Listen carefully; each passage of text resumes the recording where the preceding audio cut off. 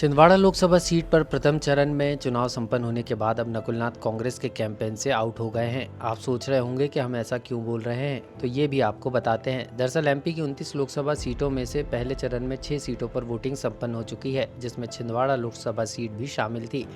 लेकिन चुनाव संपन्न होने के बाद से ही नकुलनाथ रिलैक्स नजर आ रहे हैं। ना तो वे अन्य सीटों पर होने वाले चुनाव के लिए प्रचार में नजर आ रहे हैं और ना ही बैठकों में। तो क्या मान लिया जाए कि नकुलनाथ सिर्फ छिंदवाड़ा के ही हैं?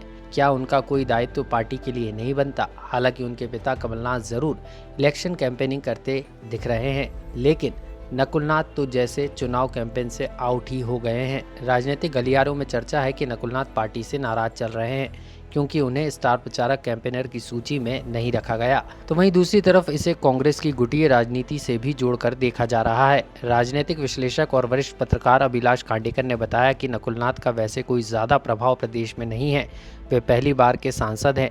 एक कारण ये भी हो सकता है और दूसरा अंदरूनी गुटबाजी के कारण ही नकुलनाथ को प्रचार से दूर रखा गया है। व्यक्तित्व ऐसा नहीं है कि जिससे नकुलनाथ बहुत बड़ी कोई जीत हार में अंतर ला सकते हैं। तो मेरे ख्याल से यदि वो नहीं जा रहे तो मेरे ख्याल से उनके पिताजी कमलनाथ जी तो जा ही रहे हैं। सदगुरु बड़े नेता रहे हैं, मध्य प्रदेश के पूर्व मुख्यमंत्री रहे हैं, प्रदेश कांग्रेस के अध्यक्ष रहे हैं, केंद्रीय मंत्री रहे हैं। तो उनका जो वजन है या उनका प्रभाव जो है मध्य प्रदेश में लोग जानते भी हैं। नकुलनाथ को मुझे लगता नहीं कि पूरा मध्य प्रदेश भी ढंग से जानता है। ये बात सही है कि 5 साल को सांसद रहे छिंदवाड़ा के, लेकिन छिंदवाड़ा के आसपास के क्षेत्र में शायद उनका उपयोग पार्टी कर सकती थी, क्यों नहीं किया ये देखना मुश्किल है।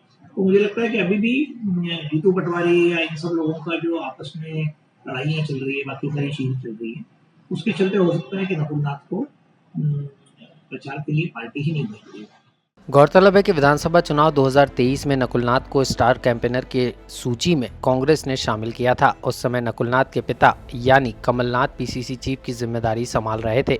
यही कारण है कि उस समय उन्हें शामिल किया गया हो।